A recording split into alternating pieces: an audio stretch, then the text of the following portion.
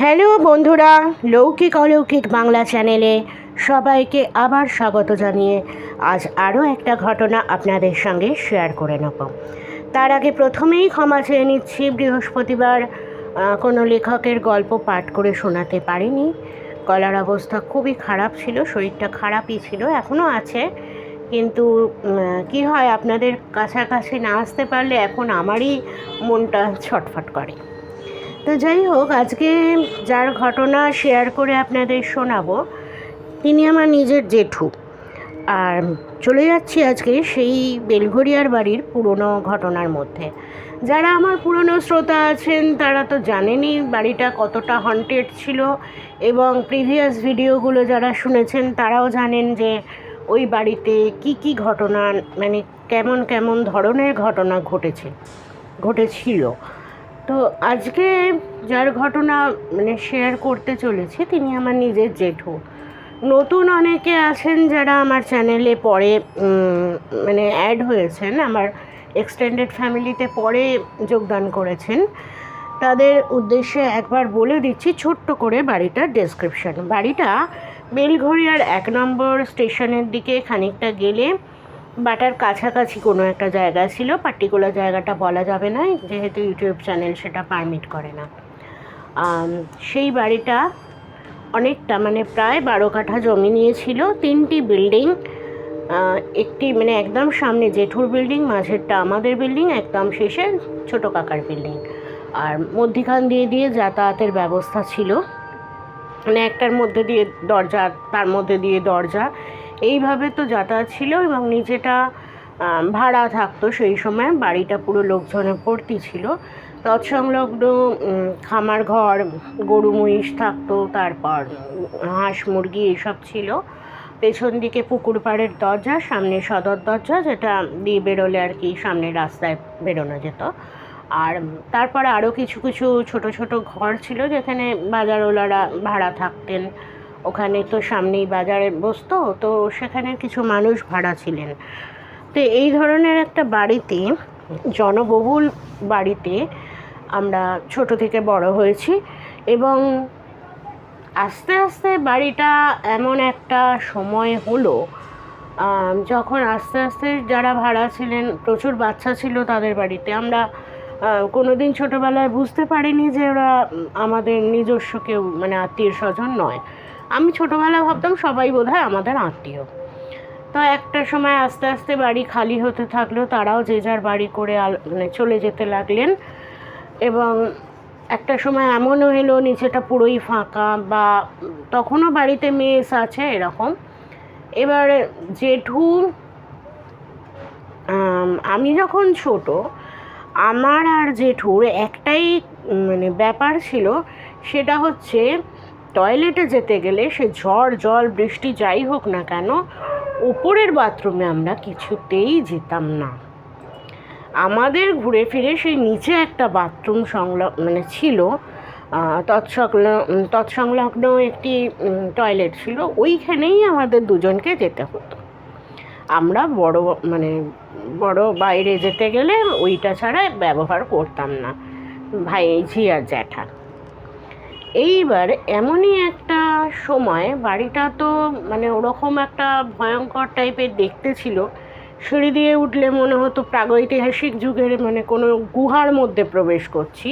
গাটা কিরম ছমছম করতো, আর সিঁড়িগুলো পেল্লায় সাইজের এবং অনেকটা করে গ্যাপ। আগেকার দিনের সিঁড়ি, দেয়ালগুলো চুনসুরকির গাঁথনি, এবং সেই অনেক বড় বড় সিঁড়ি এবং অনেকটা করে গ্যাপ, সেই সিঁড়ি দিয়ে উঠেই দালান। এইবার জেঠুর হঠাৎ একদিন মনে হয়েছে যে পেটটা রাত্রির বেলা একটু ব্যথা করছে। এবার জেঠু তো সেই নিচের বাথরুমে যাবে। এবার নিচের বাথরুমে যেতে গেলে সিঁড়ির মুখের দরজাটা তো দিয়ে দেওয়া হতো, এবং একদম নিচের দরজাটাও দিয়ে দেওয়া হতো সিঁড়ির থেকে উঠতে গেলে যে দরজাটা ছিল। এবার জেঠু ছেগলটা খুলেছে। এইবার কি হয়েছে, তখন লোডশেডিং হয়েছিল, আর সেই সময় খুব লোডশেডিংও হতো। এবার আমরা তো ওই সময় সাদা শাড়ি, লাল পাড় সাদা শাড়ি এরকম পরিহিত একজনকে অনেকবারই দেখেছি এবং আমরা জানতাম তিনি কে। তিনি আমাদেরই পরিবারের এক সদস্য ছিলেন। তা জেঠু নাবতে গেছে, এবার দেখছে সামনের দিক দিয়ে সাদা শাড়ি পরা ওরকম একজন নামছেন। এবার জেঠুর মাথায় আর কিছু নেই, ভেবেছে নিচের ভাড়াটিয়ারা বোধহয় কেউ সদর দরজা খুলে রেখেছে, সেখান দিয়ে কেউ বোধহয় চুরি করতে এসছে। এমন যে কেন ভাবনার উদয় হয়েছিল সেটা আমিও জানি না। তো যাই হোক, জেঠু কে কে আপনি কে আপনি করতে করতে একটা সেই আগেকার দিনের টিনের ছোট্ট কৌটোর মতো, তার মধ্যে সলতে ঠোকানো থাকতো, ওই রকম একটা কি বলে কুপি না কি বলে, ওই রকম লম্ফ জ্বেলেছে, জেলে এবার নামছে, নিচের বাথরুমে যাবে। এবার সেটা বেমালুম মাথা থেকে বেরিয়ে গিয়ে ওনার পেছন পেছন যাতায়াত হাঁটা শুরু করেছে। উনি সামনে দিয়ে হাঁটছেন আর জেঠুও পেছন দিয়ে ওরকম আপনি কে করতে করতে চলেছে সামনে। এইবারে নাবতে সেই ভদ্রমহিলা হঠাৎ করে পৌঁছে গেছেন সদর দরজার কাছে। জেঠু তখনও আপনি কে কোথা থেকে এলেন, কে আপনি, কে দরজা খুলে দিল, এইসব বকে যাচ্ছে। এইবারে তখন একটা হালকা হাসির আওয়াজ। জেঠু তখনও কিছু বুঝতে পারেনি নাকি জানি না, পরে গল্প করেছে। এইবার বলছে আমার সারা শরীরটা কিরম যেন ভারী ভারী লাগছে, না আমি এগোতেও পাচ্ছি না, পেছোতেও পাচ্ছি না, এরকম আপনি কে করে যাচ্ছি। এইবারে যখন দরজার কাছে পৌঁছেছে তখন চুপ করে দাঁড়িয়ে দেখছে ভদ্রমহিলা দরজা ভেদ করে বাইরে চলে গেল। তখন জেঠুর টনক নড়েছে যে তো মানুষ না। এইবারে যখন উনি এটা বুঝতে পারলেন তখন উনি বলছেন যে আমি ওখানে অজ্ঞান হয়ে পড়ে যাই, আর আমার জ্ঞান ছিল না। পরের দিন সকালবেলা যখন ওই সামনে যে ভাড়া থাকতেন একদম সামনের বিল্ডিংটায়, উনি প্রথম আবিষ্কার করেন যে জেঠু ওরকম অজ্ঞান হয়ে পড়ে আছেন। তারপর ডাকাডাকি, মুখে জল ছেটানো, এসব করার পর জেঠুর যখন জ্ঞান ফিরল তখন উনি পুরো ঘটনাটা বললেন বাড়ির সবাইকে। তখন আমার ঠাকুমা বলছেন তুমি এরকম পেছন পেছন চলে যাচ্ছিলে, তুমি জানো কত বড় অঘটন ঘটে যেতে পারত, কে ছিল তুমি বুঝতে পারছো না? তখন জেঠু অনেকক্ষণ ভ্যাবাচাকা খেয়ে তাকিয়ে খানিক বাদে বললেন হ্যাঁ এবার বুঝতে পারছি কে ছিল।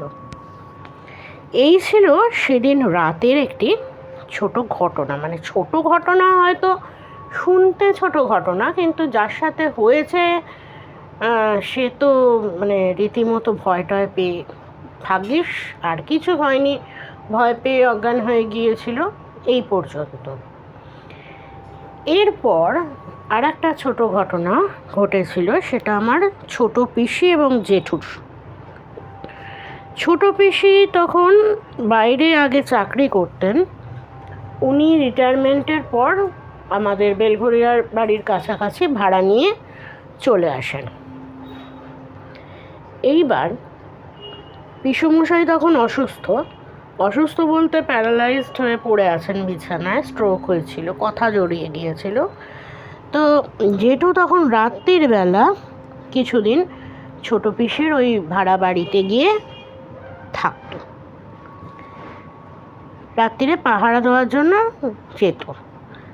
এইবারে ছোট পিসি বলছে যে একদিন রাত্রির বেলা আমরা শুয়ে পড়েছি, হঠাৎ খটখট খটখট খটখট করে দরজা নাড়ার সব আওয়াজ। ছোট পিসি কে করে যাচ্ছে, কেউ নয়। এবার পিসুমশাইয়ের তো কথা জড়িয়ে গেছিল, হঠাৎ পিসুমশাই বলছেন আমাকে নিতে এসেছে, এরকম জড়িয়ে বারবার বলছে। এরা তখন প্রথমের কথায় গুরুত্ব দেয়নি, তখন বলছে অসুস্থ মানুষ কি না কি বলছে। এরপরে খানিকক্ষণ বাদে দরজা ওই নাড়া মানে কড়া, আগেকার দিনে তো দরজায় দুটো করে পাল্লা থাকতো এবং বালার মতন মানে কি বলে ওগুলোকে, কড়া থাকতো, কড়া। এবং আগেকার দিনের মানুষরা বাড়িতে তখন অত কলিং বেলের চালু হয়নি, কেউ বাড়িতে এলে ওই কড়া নাড়তো। এবার খানিকক্ষণ বাদে আবার ওরকম রাত্রির হয়ে গেছে, খটখট খটখট করে কড়া নাড়ার শব্দ। আবারও এরা কে কে কে করে যাচ্ছে, আর কোনো উত্তর নেই। তখন ছোট বেশি ভাবছে কেউ বোধহয় বদমাইশি করছে, ভাড়া বাড়ি তো বোধহয় ভয় দেখাচ্ছে। তারপর খেয়াল হলো রাত্রির তখন প্রায় 2:30 বাজে, কে এখানে বদমাইশি করবে, সবাই তো ঘুমোচ্ছে। বাড়িওয়ালা নিজেও বয়স্ক মানুষ, উনি ঘুমিয়ে পড়েন তাড়াতাড়ি। এবার ওদের গাটা ছমছম করতে লাগলো। খানিকক্ষণ বাদে, তখন প্রায় 2:45 হবে, আবার ওরকম খটখট খটখট করে কড়া নাড়ার শব্দ। এবার পিসমশাই আবার ওরকম বলছে, আমাকে নিতে এসেছে, আমাকে নিতে এসেছে। তখন আমার ছোটো পিসি আর কি ঝাঁঝিয়ে ওঠে, কী বলছো তখন থেকে, কে নিতে এসছে, কী ব্যাপার, হ্যাঁ না তা না। এবার পিসমশাই আবার চুপ করে গেছে, আর কোনো আওয়াজ নেই, রাত্রিবেলা আর কোনো শব্দ হয়নি। এরপর পরপর 2-3 দিন রাত্রিরে এরকম আওয়াজ হতে থাকে। এবার জ্যাঠা পাহারা দিতে যেত রাত্রিরে, জ্যাঠাও খুব ভয় পেয়ে গিয়েছিল যে কে এরকম রোজ রাত্রিরে আওয়াজ করছে।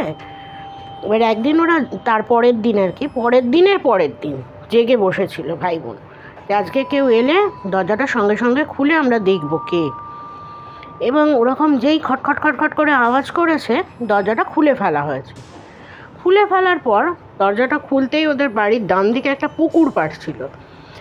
এবার দেখছে শুনশান, রাত্রির বেলা মানে গাছপালা আর কি এরকম ঝোপঝাড় মতন পাশ দিয়ে রাস্তা দিয়ে বেরোতে হতো।